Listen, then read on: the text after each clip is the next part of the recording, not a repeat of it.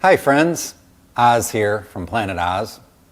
Have you ever wanted to be a god? Have you ever thought about what kind of powers you'd want or what kind of god you'd be? These things are easy for us to fascinate about, but here's an odd pair of shoes to try to step in. What if, by every definition we know, you essentially are a god, but you don't want to appear as one to humans? This could be a problem.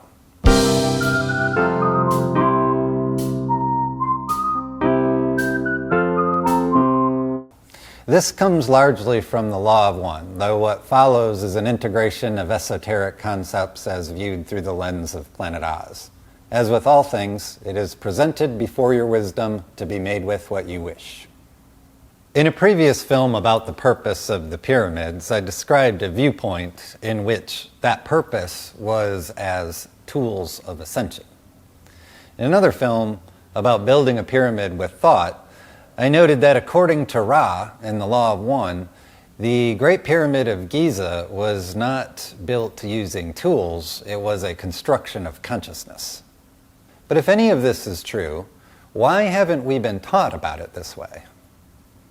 Well, there may be many people in this realm who believe something intangible like ascension is real, but there are a great many others that don't.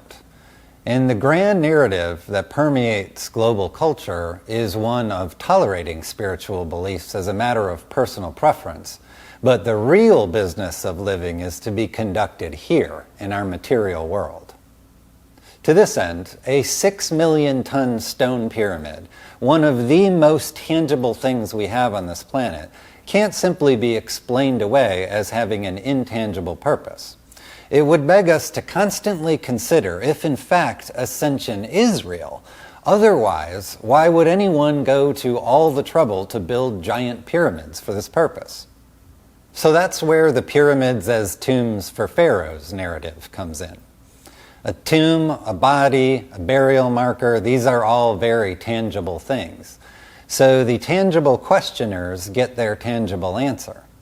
But for others who still wonder if that's the best answer, the intangible possibilities are quite tantalizing.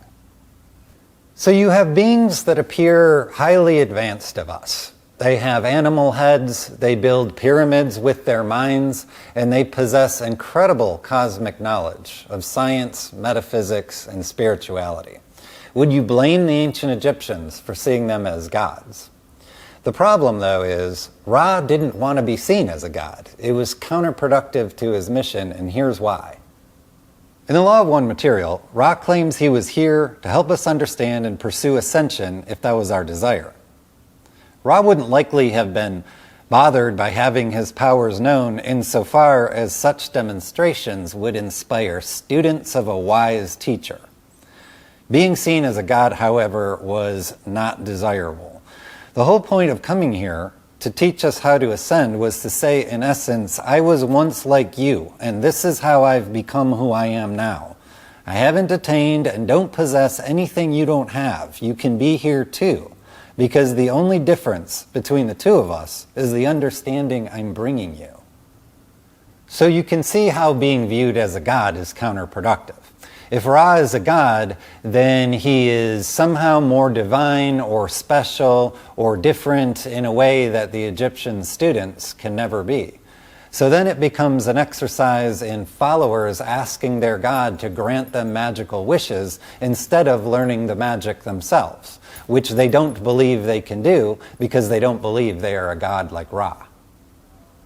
You also might wonder why an advanced entity like Ra, using his consciousness for construction, wouldn't have built the Great Pyramid out of some out-of-this-world space-age crystal instead of the granite blocks that it is made from. When asked about this, Ra states that his reason for doing so is so that the pyramid would appear to be made, not thought. This again is an effort by Ra to move himself away from God status. Presumably out of reverence for their teacher, the Egyptian scribes omitted the details of how the pyramid was built.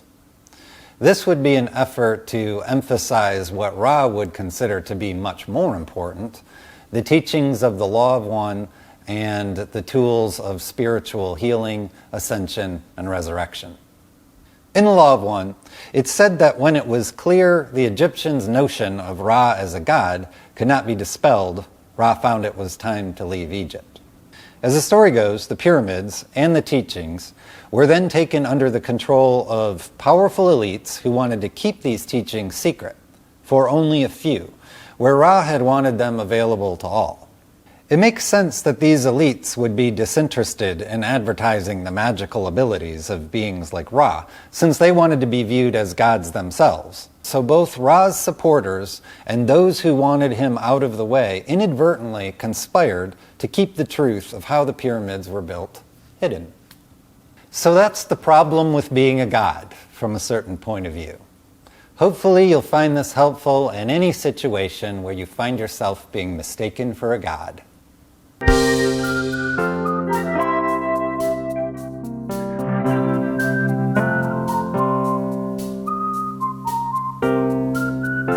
This is what I would look like with the head of a bird.